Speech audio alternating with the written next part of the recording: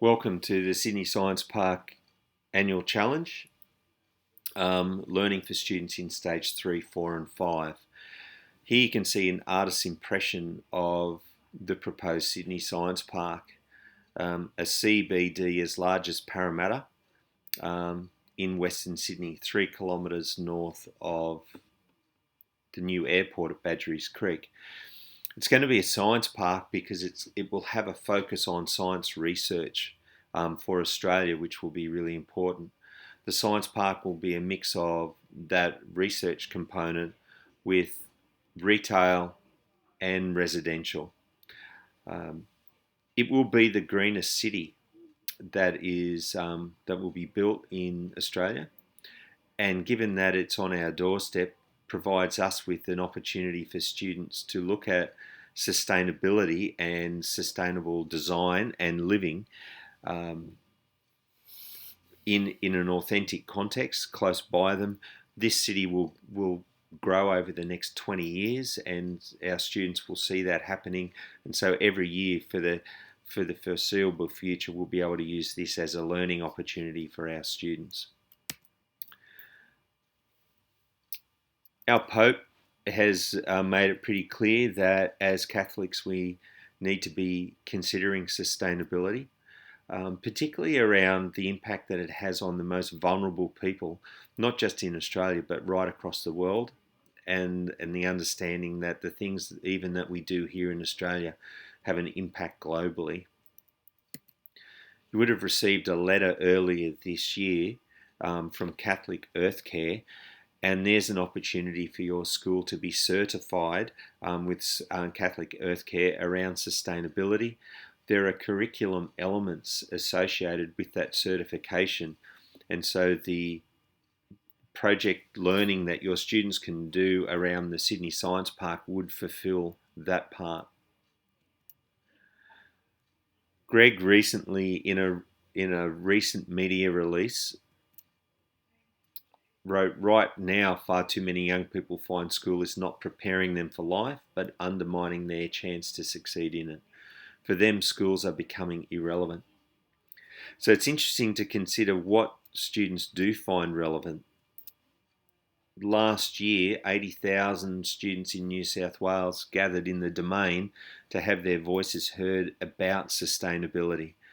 So it gives you a sense of what is on top for students in terms of what is important. So we'll just play the Sydney Science Park Challenge ignition video.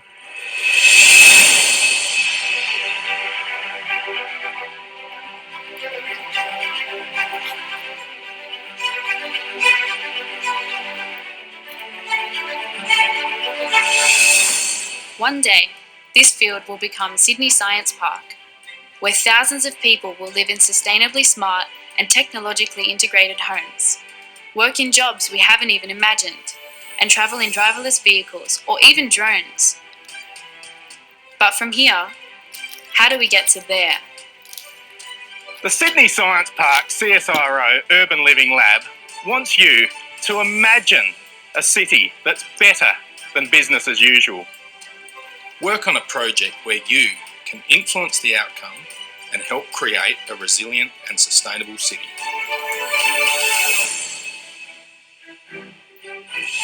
Imagine a road that captures rainwater for reuse, rather than just going down the drain. How can we convince people to drink recycled water, just like they do in other parts of the world? Could a whole city really go off the grid? Is it practical for every building to have a green wall or green roof? Would this really help reduce urban heat? How can we encourage people to look after plants and our paths and roadways to help keep our city green and cool? Is your school up for the challenge? Form a team. Tackle one of the challenges set by the Urban Living Lab. Work in collaboration to create innovative, realistic, evidence-based solutions for this future city. Compete with other schools to win. Engage with real scientists and industry experts. And have fun learning something new.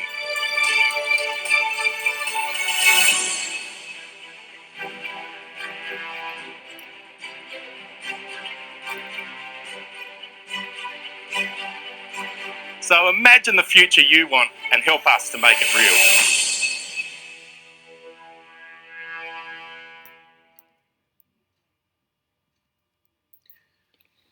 So the actual challenge is broken into 3 areas. A focus around water and recycling, urban heat, and energy. The CSIRO have developed inquiry questions in those 3 areas, and then within each of those areas there's sort of different levels of engagement. So whatever level you want to take it with your students, there should be the flexibility for you to choose that with your students. Importantly, this is work that students have the opportunity to meet curriculum outcomes, particularly around those science concepts and the cross-curriculum areas of sustainability. So it represents work that students are not just doing for a challenge outside of school, but how they can actually meet important curriculum requirements. How you want students to present their work is up to you. They could present ideas, develop solutions, write reports, create prototypes, do all of those sorts of things. However you would like to assess it is also up to you. We would give students then the opportunity to present their work at the Science Expo that we're going to run in Science Week in August. And then at the same time, you would select students from your school to compete in a cross-school group where we would give them a question that would require experts around water, heat and energy to come together to find a solution that they would be given on the day. The information for the Sydney Science Challenge is on OSCAR. The easiest way to find that is to search for science. There you will find the inquiry questions from the CSIRO broken into water, heat and energy and the different levels within that. You will find relevant syllabus mappings. On there is a link to a Google form where you can register your interest and also request for service in terms of TE curriculum support, TE in situ support, or a visit from a CSIRO scientist. At the bottom of the page, if you've got any questions, add your clarifying questions to the bottom and we will attempt to answer them as quickly as we can, but they will also then become a useful source of frequently asked questions for this project. Look forward to working with you and your schools on this important area of learning for our students, and the opportunity to do this in an authentic context in Western Sydney, I think is ideal for us. Thanks for your time. That's it.